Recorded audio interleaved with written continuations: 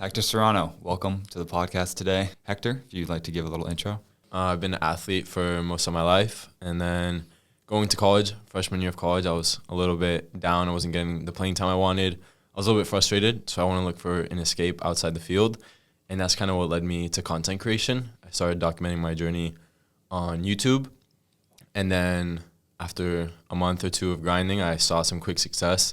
Landed my first brand deal for like $300, and that was just proof of concept to me that I knew what I was doing and that there was something solid there. Obviously, making your first sort of money online is just an amazing feeling, and when it hits a bank account, it's just like, it's just really real. Mm-hmm. And even though it was just $300, maybe like $20 from AdSense on YouTube, just seeing that come to life was really incredible, and then just doubled down and kept the growth going. Yeah. Your first deal came from YouTube? Yeah. Wow. It was a YouTube brand deal for some skincare brand. Yeah.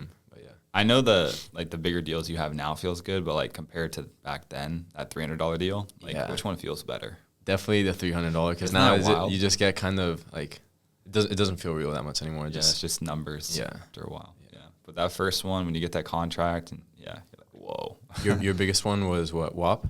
WAP did offer me like $200K to go work for them, but I was like, I'm not going to do it.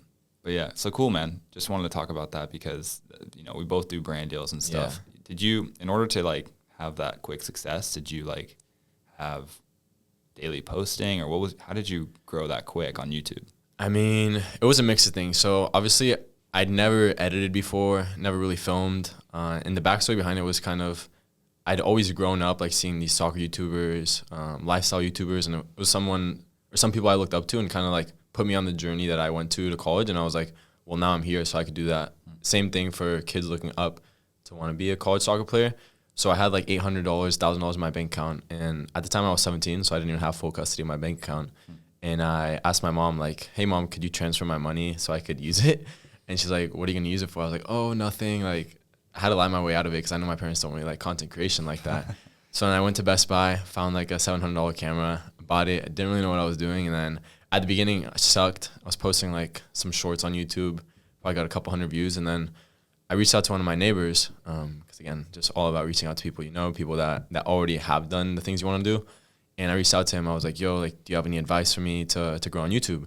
And he honestly put me on game. And my first YouTube video I posted, it's now at like 90,000 views on YouTube. So I definitely followed some of the right advice, and it got me going from there. Yes. I mean, it must have been really tough for you trying to get that dream out there. Yeah. With your parents kind of not really wanting that at the time. 100%. Like, what do they think now? I mean, not even just parents, so people around you too, like obviously being in the college environment, like all your teammates, your friends. How'd you overcome that? The way I kind of overcame it, I guess, was just realizing that it wasn't towards me. Like they just had insecurities within themselves, and they were projecting it onto me because maybe it was something they wanted to do or a dream they had inside that they weren't able to pursue, and them hating on me was like protecting themselves from having to actually chase that dream.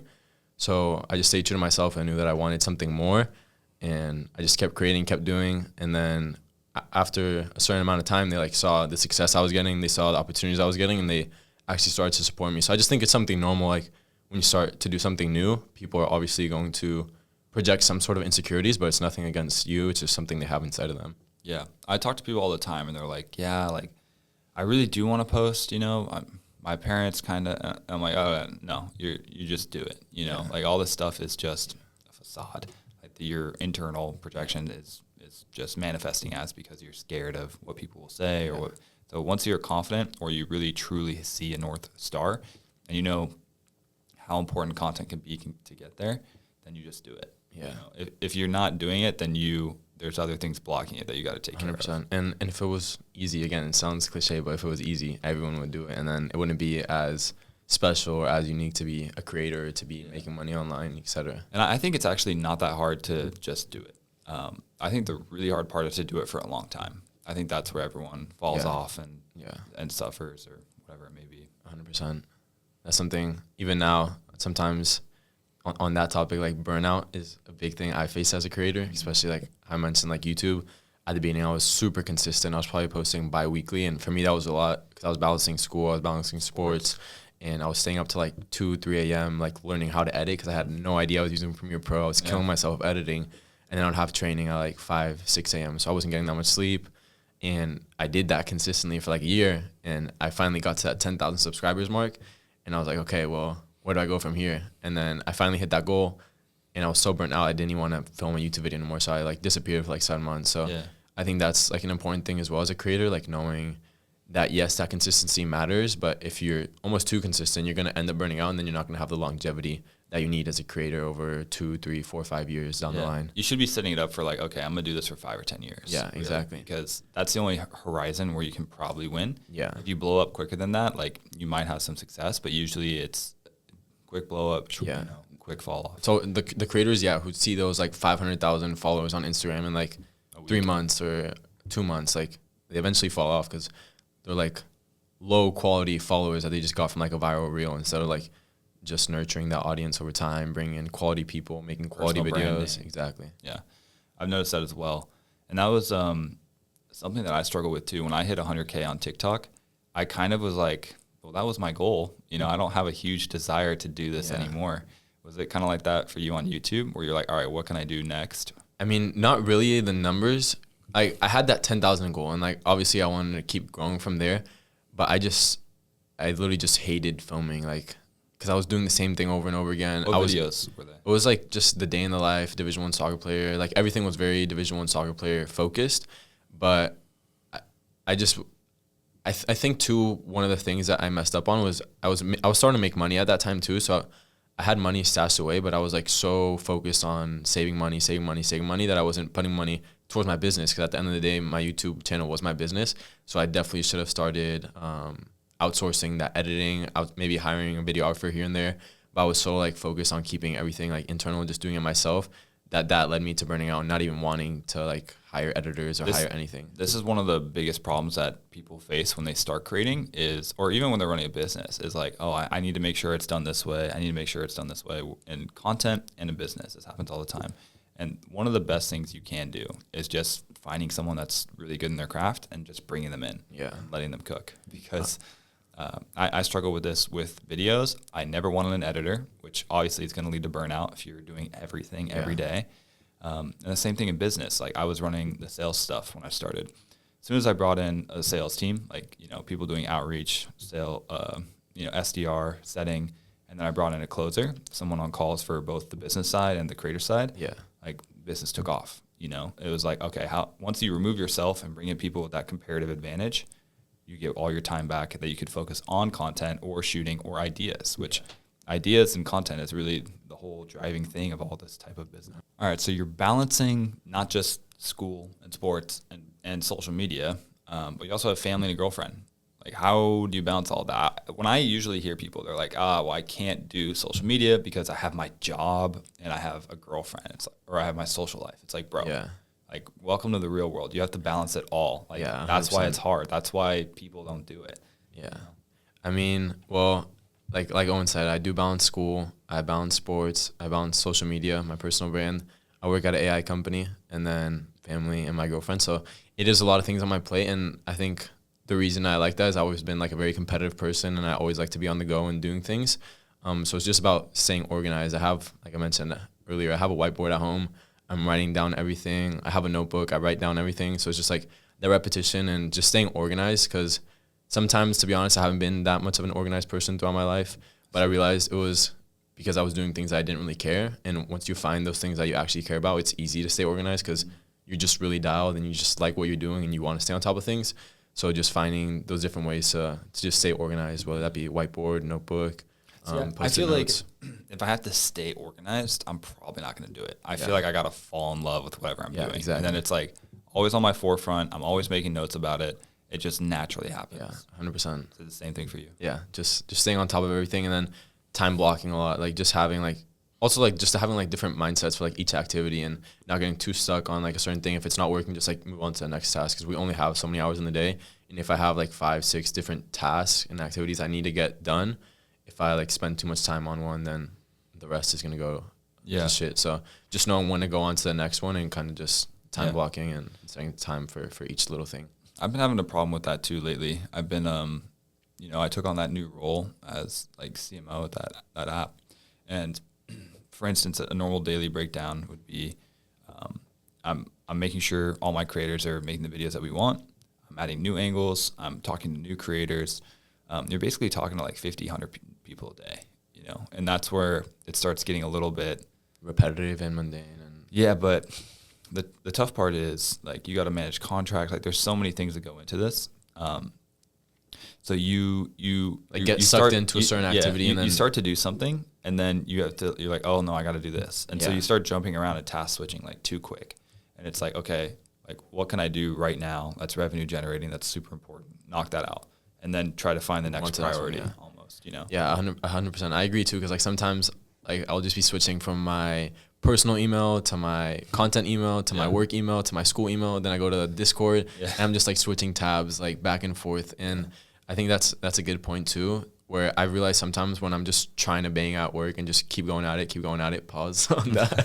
When I just keep going at it, sometimes I just like lose focus of the big picture, and trying to force that work is also not a good thing. So one thing I've been implementing is like taking maybe like a 15-minute break or going for a walk, and I'll like set an hour for a task, and then I'll go take a walk or just go disconnect, go scroll a little bit, like read a book or just do something to take my mind off of it instead of just keep going. Because sometimes I think that can be contradicting, and you're not going to get as much work done as you think. I totally get it. Have you, now that you're doing Instagram primarily, like what's your direction with it? Like what comes to mind when you're creating that strategy for your personal brand? I mean, at the end of the day, I think sometimes people get too like stuck up on their niche, like trying to overanalyze like what type of content they want to make. So once you grow that personal brand, like to the size I have, where I have a certain amount of followers, I think your niche kind of just turns into yourself. So it's just everything I already do. So whether that's cooking, working out, showing some of my lifestyle, like this weekend in Tampa, just filming some day in the life videos, just staying very true to who I am as a person, and knowing also why the people that follow me, because you don't want to lose those people, but you also want to bring in new people. And as you grow as a person, as you evolve, that becomes your niche. And yeah. I struggle with that because when I started on TikTok, I love just talking about like stories from my life, like dating and relationships, like things that I found really interesting. And then what ended up happening is I got dragged into UGC, fortunately, working with companies and making good money doing that. And so basically I was going in two directions. I was like, I'm growing my TikTok and things that I like to talk about. And then business-wise, I'm getting sucked into performance and content marketing, which is, you know, different game, obviously. And I was on TikTok. And what I realized is TikTok, people weren't really, there's not a lot of brand value there for me personally. So it's like, okay, how do I take the skill sets that I have? Like I can grow a following and I can do performance marketing. Like what do I do on Instagram? So I started doing more UGC stuff, which has been good. But, you know, if you're talking about a very specific thing, you're not going to grow as much, right? And so it's like, do I switch it up? Do I go more top of funnel? You know? I mean, I think those lifestyle stories, there's still like a way to blend it in into like your more niche Instagram page, I guess, and also just like showing the lifestyle of just an entrepreneur in general. And that could be like your top of funnel content, just showing that lifestyle, showing the things you do, what you like to do outside of work is like a very good way of bringing the people in then to like your bottom of funnel content, showing like direct to UGC or maybe your performance based marketing, etc. With that as well, when you're making content, are you making it because you love it, or are you making it for your audience? Honestly, a little bit of both. I think there's videos where I really like to make, and then there's videos I know that people really like to watch. So it's just having that balance. 'Cause at the end of the day, it's like just a normal job where you're going to have tasks you like and tasks you don't like, and you just have to do both. And at the end of the day, just like a healthy balance. See, I struggle with this because I read The Creative Act recently by Rick Rubin, but he was saying that he creates for himself, and to create for the audience is where people go wrong. And so I was like, well, what would I create for myself? That's like a tough question, you know? Like I know what to create if I'm like, oh, I'm trying to make this go viral. It's like, okay, I got the hook. I got the first, the visual hook, like how it actually looks. Like I can put that together. But it's like, what do I create for myself that I would like? And I can think about it, but normally it's not like fully related to what I do. You know what I mean? Yeah. Like it would be probably like a mix of like running workout stuff, most likely. But like talking through it, almost like interview style podcast, like runs. Explaining specific exercise. I don't know if you've seen Marcus Millione's Instagram. Yes, I have. Yeah. So like he basically it just takes clips from his vlogs of like days in the life, running the business and working out or whatever.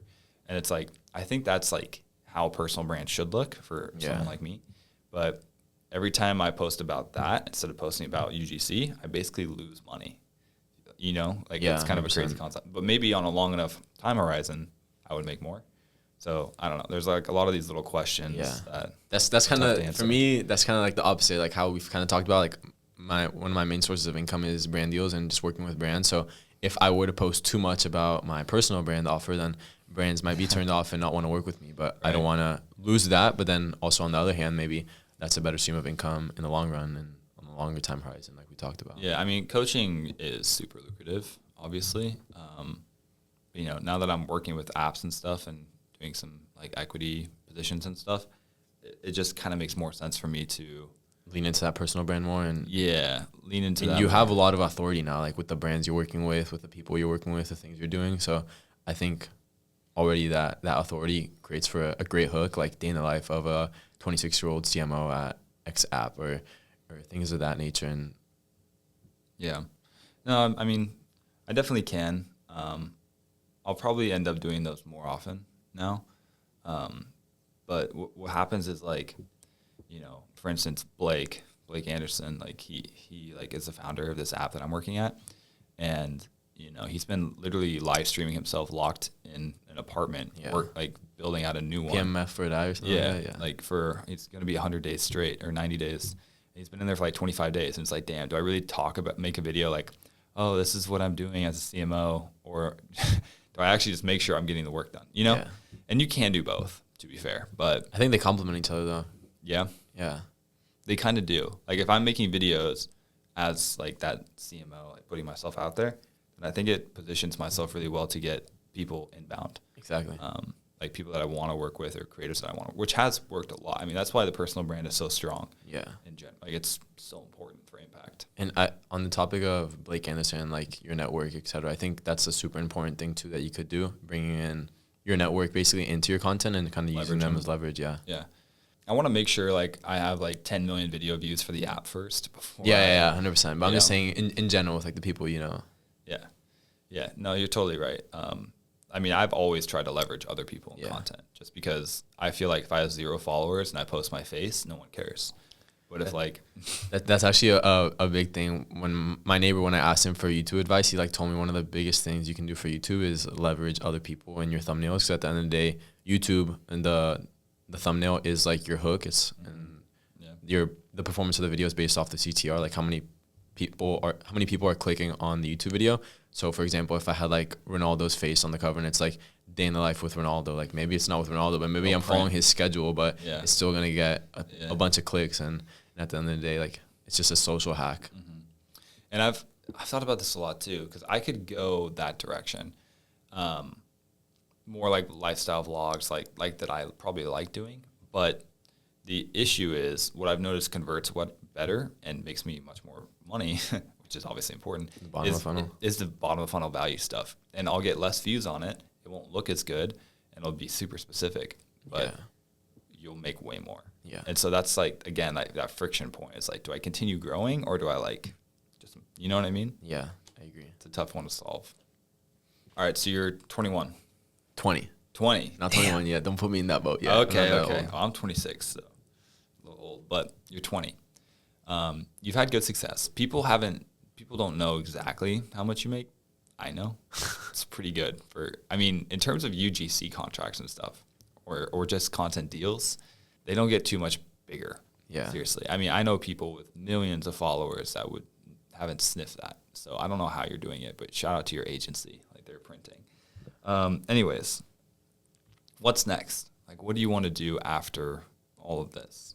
Yeah, so, I mean, at the end of the day, building a personal brand is like the biggest form of leverage in today's world. So just continuing to grow that and then just seeing where it takes me, whether that be building a health and wellness brand like I was doing previously, but sadly I've decided it's better to look into other areas and different products. So I'm putting that to the side and trying to think of something new, but just building my personal brand, maybe building a product around it, and then also teaching other athletes and other creators to build that business and build that personal brand around themselves, because it's truly been a life changer for me. As corny as that sounds, like buying that camera when I was 17 years old really changed my life. And like you said, I'm making the money I am today because of that decision to go out there and try something new. And I would just whether you're an athlete or whether you're just a normal person, I would urge you to build that personal brand, because it's really a needle mover in life, and it can just create so much positive impact for you, for the people around you. And I honestly am just super grateful that I made that decision to just start that personal brand. Yeah, it's been the same thing for me. Super grateful for it. But if you, like, in terms of moving beyond the content stuff, like, do you have any pathway towards that, or is it more of just like, I'm gonna continue with the personal brand and see where it takes me kind of thing? I mean, I don't think I have like a set specific goal, because obviously I have a lot of things I'm working on and I'm working towards right now. But I just think like the cool thing about content and the cool thing about what we do is you just really never know what can happen like 3 months down the line. Like, for example, you just got a job as a CMO at an app. Like, you would have never seen that like a month ago. So I just think like keeping my options open and just staying very open-minded throughout the whole process, while at the same time continuing to build that personal brand, continuing to build relationships with people, continuing to coach other athletes, continuing to just do everything I'm doing. Because I know at the end of the day, whether I know what I'm doing or not knowing what I'm doing, I'm still going to get a ton of opportunities. And at the end of the day, that's the best thing, just having as many opportunities as you can have. Yeah. Where do you want to live? You've seen some things. Yeah, so obviously a little bit about me that people don't know is I was born in Dublin, Ireland, and my family's from Spain, Madrid, and then I moved to the U.S. when I was 7. So I have seen quite a bit of the world. Do you have 3 passports? I do have 3 passports, Spanish, Irish, and American. So definitely can't complain. I can move around pretty freely.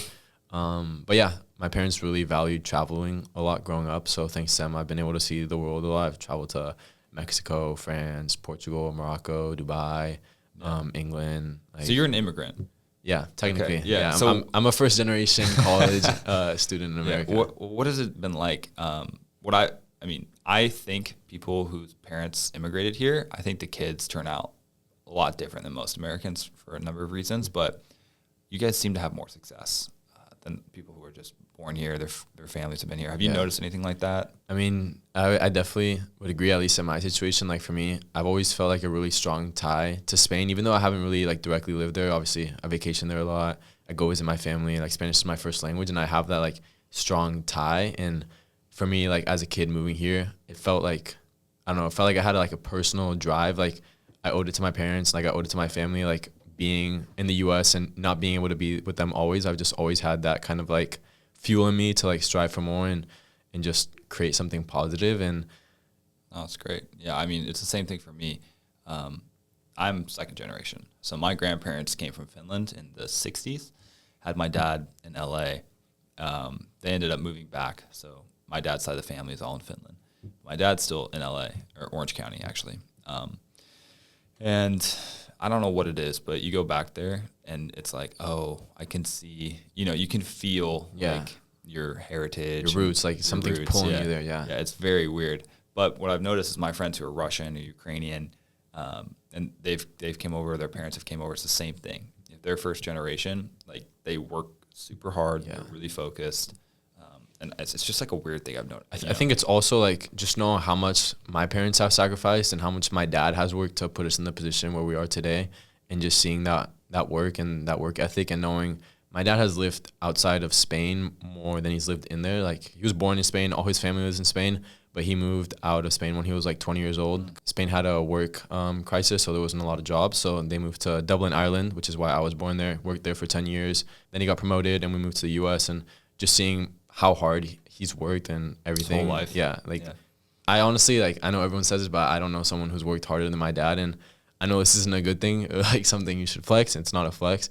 But my dad, from how hard he worked and how much he traveled, how much he was doing, he ended up having 2 heart attacks. He's still here today, but just like seeing that and knowing how much he sacrificed to put our family in the position we are, like, it just really drives me to keep pushing and want to make him proud, because at the end of the day, if I don't do that, then... Yeah. That's amazing, dude. I mean, what was your mom like in comparison to that? I feel like she had to also deal with a lot. I mean, if he's working that much, I mean, do you have siblings? Yeah, I have one younger brother. So so how did your mom like deal with your dad, like traveling, working, all that? I mean, on that point, like, my mom's been just a huge role model in my life. Like, she's always been there for me and my brother, for my dad.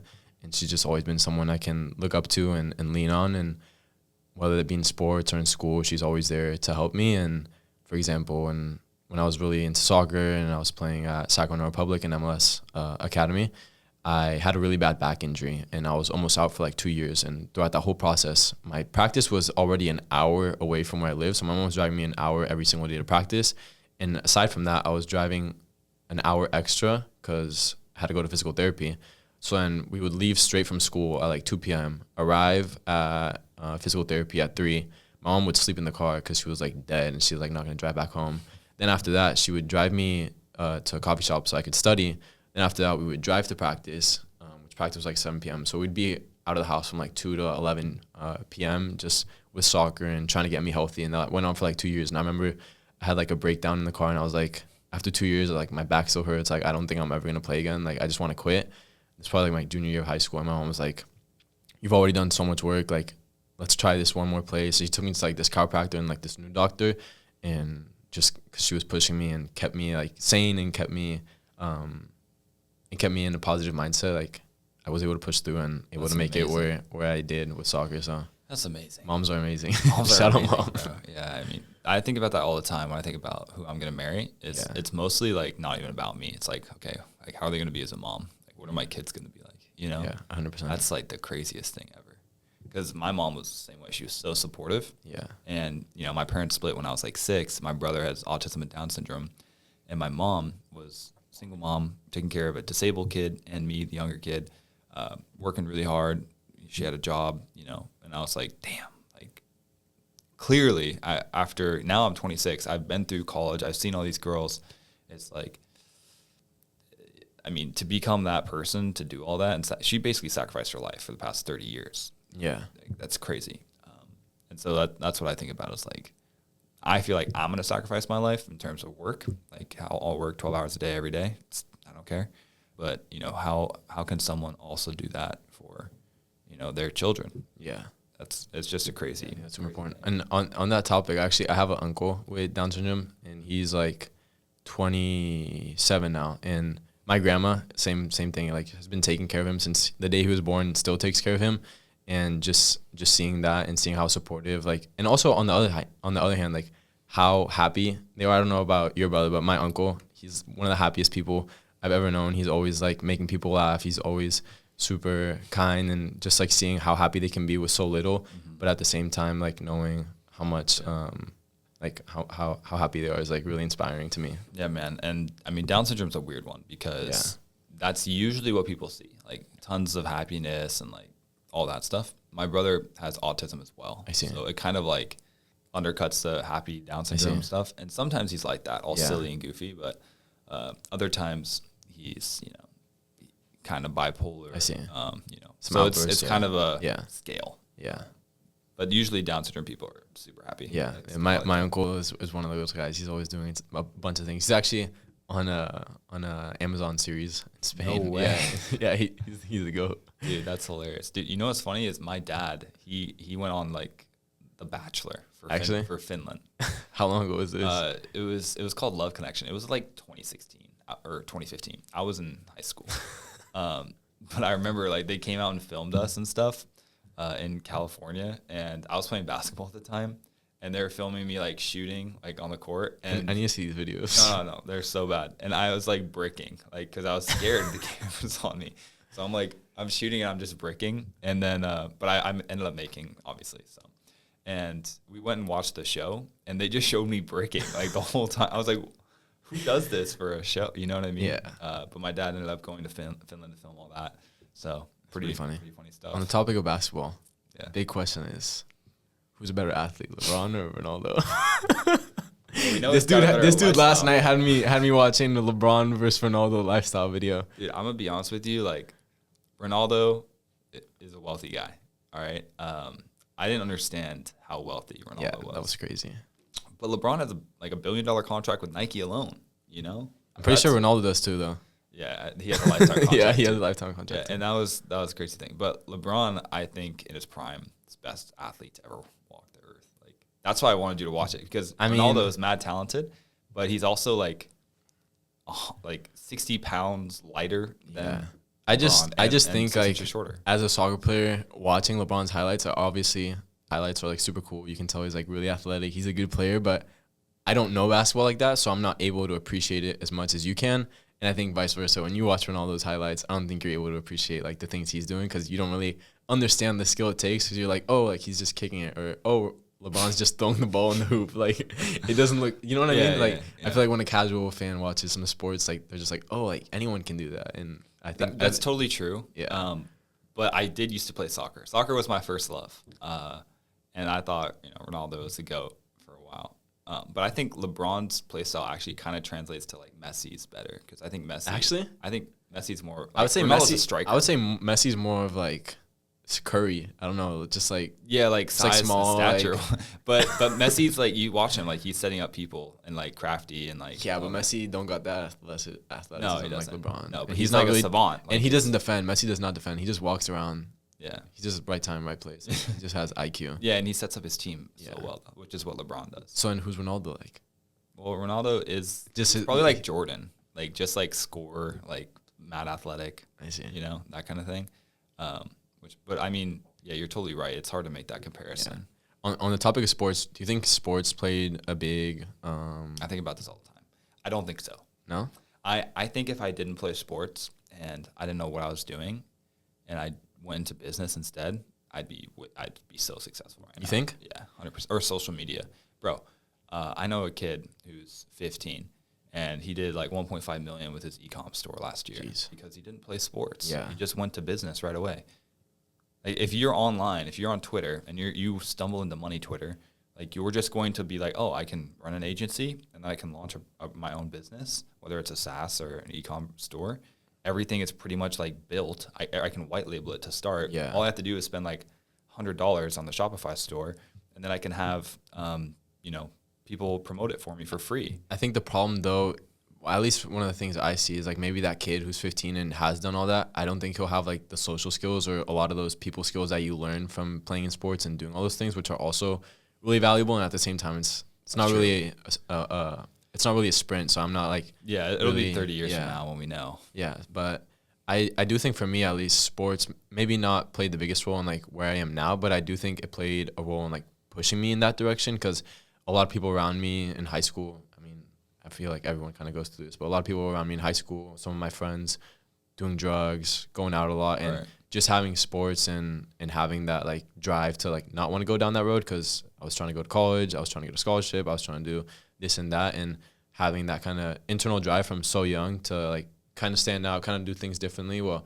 I think that kept me away from a lot of those bad things and it just made me the person I am, I guess, like having kind of that healthy background around myself. And that's true. I think it's bigger than just the money aspect and just like those foundational skills you learn from sports. I think at least played a big role in me. And yeah, no, you're totally right. And that's something I overlooked is, I didn't smoke or drink. I still haven't because I had the sports background and I really want it to be good. Exactly. But if I didn't have the sports background and I had a different outlet, then I still would probably not smoke or drink because I really would want to make my business successful. Yeah. But what I think is like that kid who's 15, like he's not going to fall off a cliff. Probably. He's probably going, it's such a compounding effect year in, year out, where 5 years from now when he's 20 and he's already been making millions of dollars for 5 years, like that's just compounding. And so by the time he's 30 or 40 or 50, he's got a much longer runway to run on his dream projects and things like that because he started earlier. So I think sports are honestly like, I would say I don't want to say worthless, but I think they're important. I think for competitive and athleticism and health and all that, super important. But I think a lot of coaches and stuff use it as a way to just make money as a career from parents and stuff. I do agree. That don't want to take care of their kids. I think on the coaching aspect is a huge thing to talk about too in sports. Like it's bad. Yeah. Yeah. And like as a parent, bringing your kid to like a coach and trusting them that they're gonna like raise that's insane. Your kid and like teach them good skills, and then a lot of these coaches are pretty bad humans. Not all of them. I've had good coaches throughout my life, they're just normal people. Not even normal people. Like they're just genuinely like bad people. Like they put you down. They like not in like a positive like trying to build you up, but like genuinely like my brother has gone through it. I've gone through it. Like there's just certain coaches who for some reason just don't like you as a person, and they'll lash out on you, and they don't care that you're 15 or 16 or 17 and still growing and learning, and it can cause a lot of problems. And I think that's a big topic in college sports and high school sports, and it's pretty sad to see athletes like myself even like fall out of love for the game because of a certain coach or how they've been treated. And I know it's good to push through and keep fighting, but at the same time, you also have to know when enough is enough, and also stand up for yourself and defend yourself a little bit. Yeah, there's a quote, and it was like, I don't know if it's from like Whiplash. Have you seen Whiplash? Yeah, that's a good movie. Yeah, but there's some quote, and it's like, then, obviously the instructor is an ass. Yeah. He goes, the next Charlie Parker would never be discouraged. Yeah. So it's like he believes, or they believe they can be dicks like that, because if you're truly meant to be, you'll make it anyways. And that's something I do agree with, because I've had coaches in a sense who have been hard, but in a sense that they want to see you win, and they ultimately want to push you to be better because they see something in you. But at the same time, I think it comes to a point where you just get lashed out on so much that it just doesn't make sense to keep suffering anymore. And you just work so hard and you do so much. And I think it comes to like a point where you just kind of need to stand up for yourself and know that enough is enough, and you can't be also tolerating that, because if it's been going on for like 2-3 years, and at the end of the day, you're wasting time somewhere where you're not appreciated, somewhere where you're not valued. And that's a huge topic too. Like, I think finding that place where you are valued and people do appreciate what you have to offer is super big. And sometimes trying to keep pushing, keep doing, and keep trying to satisfy the other person's need, whether that be in sports or business, etc., you're not always going to have the biggest outcome. And yeah, it's like the grinder mentality, like make everything work, make anything work. And I have been that type of person, but also getting older, I've realized that sometimes you don't have to do that. You can move and find somewhere where you can succeed. Like, for example, with content, like putting this into perspective, like from sports to content, like I was making a good amount just doing normal UGC brand deals, but I knew I had a really, really good skill for making videos, for making content. Like, I had really good storytelling, and I knew I could take it to the next level. And I listened to this one podcast where they were talking about how he was doing like SMMA for like local businesses. But once you get so good at that, you reach a cap where you can't generate more income from that skill. So what did he do? He went to like a pharmaceutical company, a huge $1 billion company, and he started running email ads for them or whatever. And he like 10x his income. So I was like, how could I apply that to content? And what I did was I went on LinkedIn and I found creator marketing jobs. And that's how I landed my AI marketing job, and landed like $6,000, $5,000 consistent per monthly income. And it's not that many hours. It's something I like to do and something stable as a creator. That's fire. Hector, thank you so much for being on the show. Appreciate it. All right, let's have a day.